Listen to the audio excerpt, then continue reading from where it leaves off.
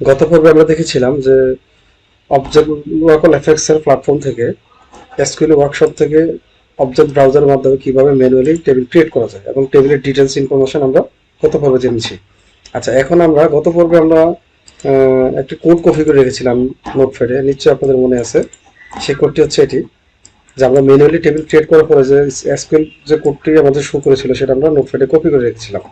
আচ্ছা, এই কোডটি এখন আমরা কপি করে যদি এসকিউএল এসকিউএল ওয়ার্কশপ থেকে এসকিউএল কমান্ডের রাইট বাটন ক্লিক করে এখান থেকে ওপেন নিউ লিঙ্কে ক্লিক করে আমরা এখানে পেস্ট করে রান করি, তাহলে হবে কি, আমরা ম্যানুয়াল অবজেক্ট ব্রাউজার থেকে ম্যানুয়ালি ডেটা টেবিল যেভাবে ক্রিয়েট করলাম, বাট তখন ম্যানুয়ালি না গিয়ে এখান থেকে আমি কোডটা রান করলে আমাদের টেবিল ক্রিয়েট হয়ে যাবে।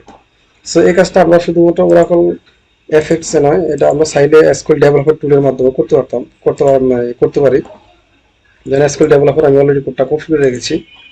ঠিক আছে, আমাদের স্কিমাতে লগ ইন করে দেন হচ্ছে আমরা এখানে কোড লিখে রান করলেও আমাদের সেম কাজটাই হবে।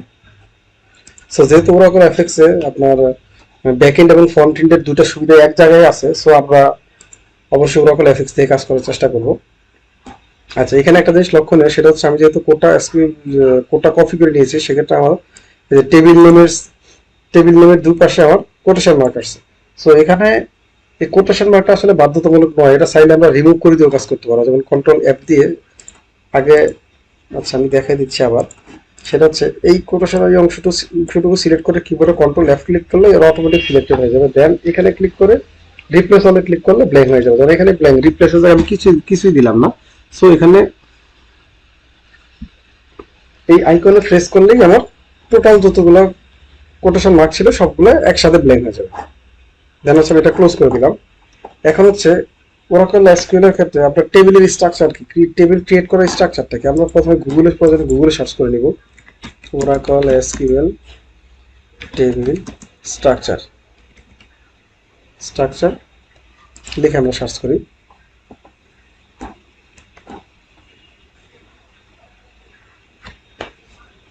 এখান থেকে এই ইয়াতে যাই, আমরা লিঙ্কটাতে যাই।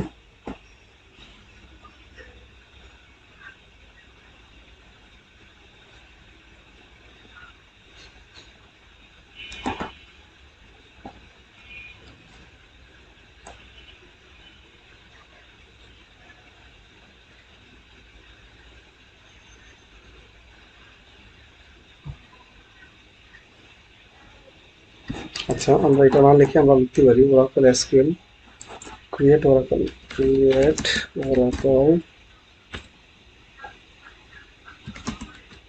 SQL table. ঠিক আছে, দেন হচ্ছে এখান থেকে লিঙ্কটাতে যাচ্ছি।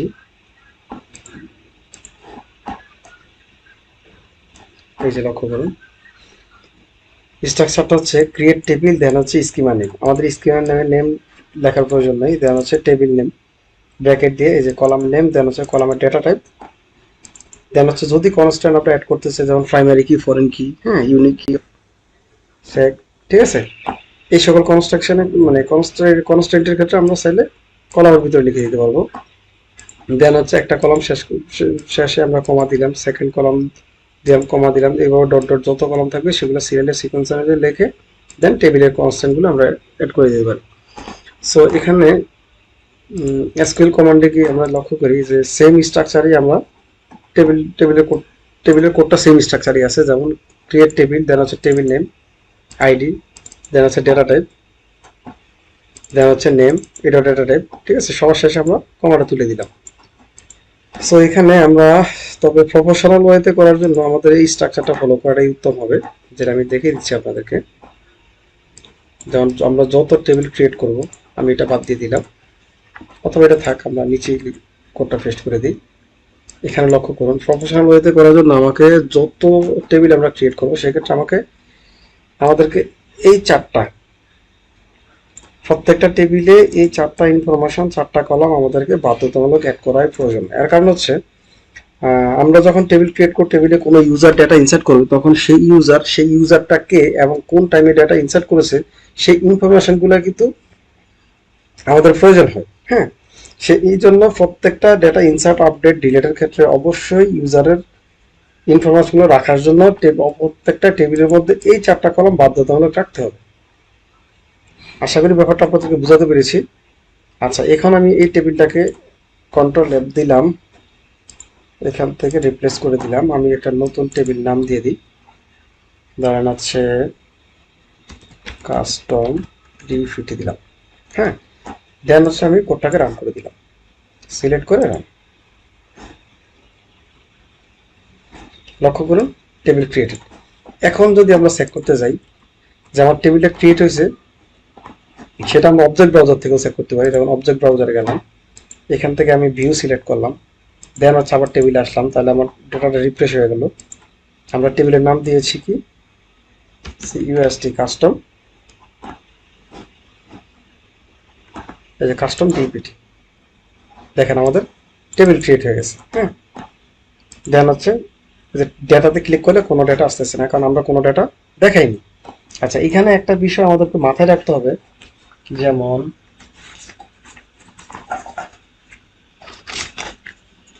ওরাকল ডেটাবেজের আপনার রিজার্ভ কিছু সিনট্যাক্স আছে, রিজার্ভ কিছু কিওয়ার্ড আছে, যেমন create, table, drop, truncate, insert, update, delete, etc.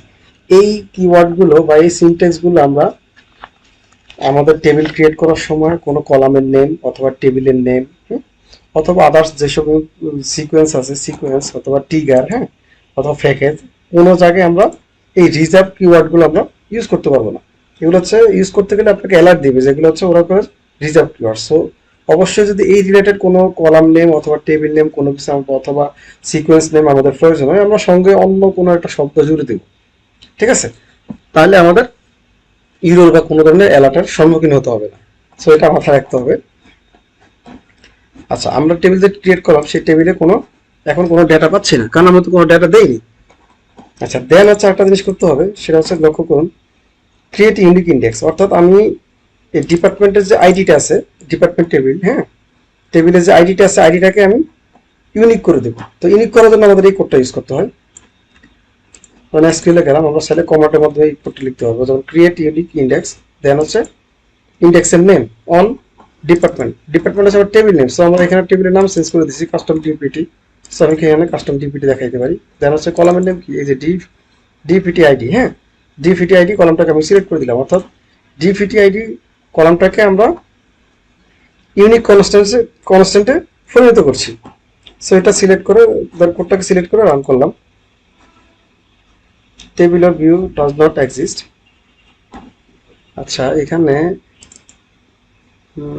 Custom table. আচ্ছা, এখানে আমরা এই ইয়াগুলো তুলে দিই, control F, replace all, run. Name already আছে। আচ্ছা, এই নামে অলরেডি ইউজ করা হয়ে গেছে, আমরা প্রয়োজন ইন্ডেক্স থেকে অবজেক্ট ব্রাউজার থেকে দেখে নিই।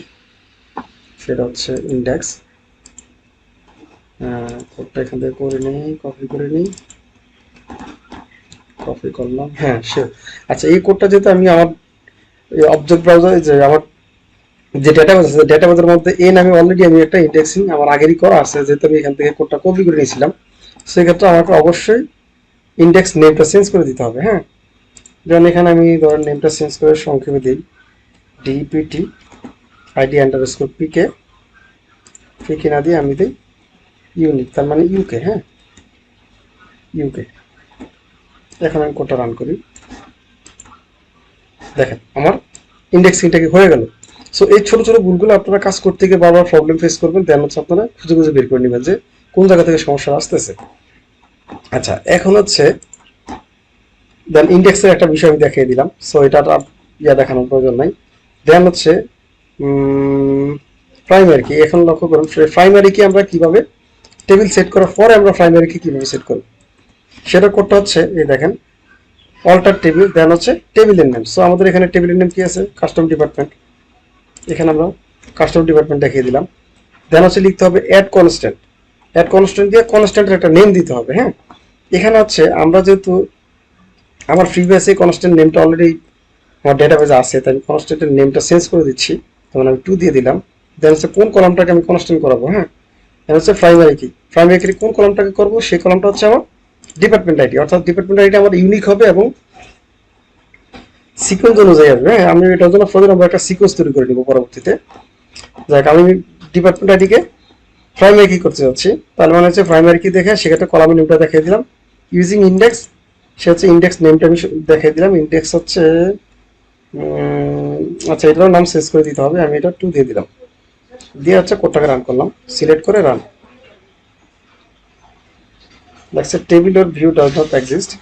আচ্ছা, এখানে হচ্ছে এখানে আমরা কোটেশন মার্কটা তুলে দিই। হ্যাঁ, দেন আবার সিলেক্ট করে রান করি। Specific index does not exist. আচ্ছা, এখানে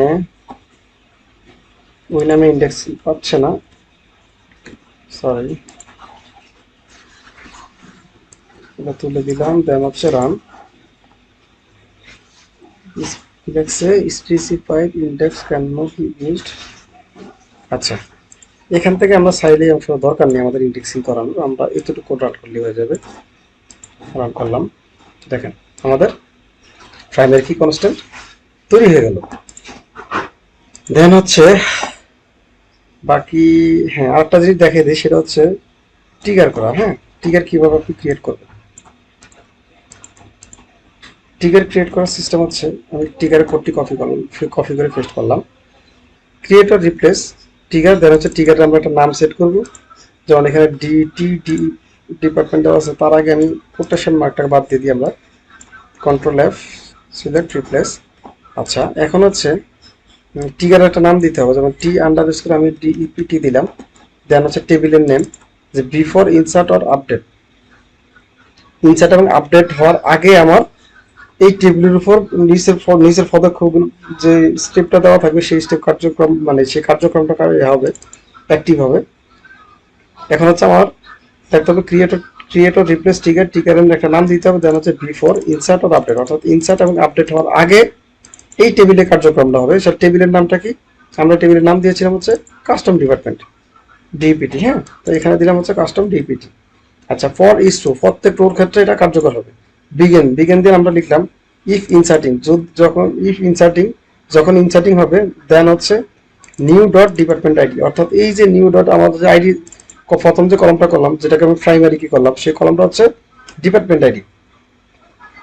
সেই ডিপার্টমেন্ট আইডি দিয়ে টু নাম্বার দিয়ে আমি এখানে একটা ওরাকলের সিস্টেমে একটা কোড আমরা রান করে দিলাম। সে ডিফল্ট 32টা ক্যারেক্টার এখানে অটো জেনারেট করে নেবে। দেন হচ্ছে নিউ ডট ক্রিয়েটেড। ঠিক আছে, নিউ ডট ক্রিয়েটের জন্য আমরা কারেন্ট টাইম স্ট্যাম্পকে অ্যাসাইন করে দিলাম। আর কারেন্ট টাইম স্ট্যাম্প হচ্ছে ওরাকলের রিজার্ভ একটা কিওয়ার্ড বা সিনট্যাক্স বলতে পারেন। এই কোডটার মাধ্যমে আমরা কারেন্ট টাইম স্ট্যাম্প দিতে পারি। কারেন্ট টাইম স্ট্যাম্প বলতে আমরা ডেট এবং টাইমটা আমরা ডেটাবেজে অটো ইনসার্টিং করে দিতে পারি। হুম, দেন হচ্ছে ক্রিয়েটেড বাই এর ক্ষেত্রে এনবিএল করে এই কোডটা রান হবে। এটার মাধ্যমে আপনার হচ্ছে যে ইউজার যখন লগ ইন করবে, ওই ইউজারের ডেটা টেনে এনে এই ক্রিয়েট বাই কলামের মধ্যে ইনসার্ট করে দিবে। হ্যাঁ, দেন আপডেটের ক্ষেত্রে হচ্ছে কারেন্ট টাইম স্ট্যাম্প আমরা দেখাই দিলাম। আর আপডেট বাই এর ক্ষেত্রে সেম প্রসেস, ইউজারের ডেটাটা এখানে অ্যাসাইন করা আছে। হ্যাঁ, এই কোডটার মাধ্যমে ইউজার ডেটা টেনে নিয়ে আসবে। আচ্ছা, দেন হচ্ছে ইনসার্টিং অর আপডেটিং, অর্থাৎ ইনসার্টিং এবং আপডেটের ক্ষেত্রে আমরা আরেকটা কন্ডিশন দিলাম, if inserting or updating, then হচ্ছে যে আপডেট হবে কারেন্ট টাইম স্ট্যাম্প, আর আপডেট বাই হচ্ছে ইউজারের ডেটা নিয়ে আসবে। হ্যাঁ, এটা হচ্ছে আমাদের ট্রিগারটা। তো ট্রিগারটা রান করে দেখি, সিলেক্ট করে এতটুকু পর্যন্ত সিলেক্ট করলাম, দেন হচ্ছে রান করলাম। লক্ষ্য করুন আমাদের ট্রিগারটা ক্রিয়েট হয়ে গেছে। এখন আমরা চাইলে ট্রিগারটাকে এখান থেকে দেখতে পারি, যেমন এখানে ক্লিক করে আমরা ট্রিগারে ক্লিক করলাম। ট্রিগারে ক্লিক করার পর ট্রিগারটা সার্চ করি, আমরা নাম দিয়েছি ট্রিগার ডিপিটি, টি আন্ডারস্কোর ডিপিটি।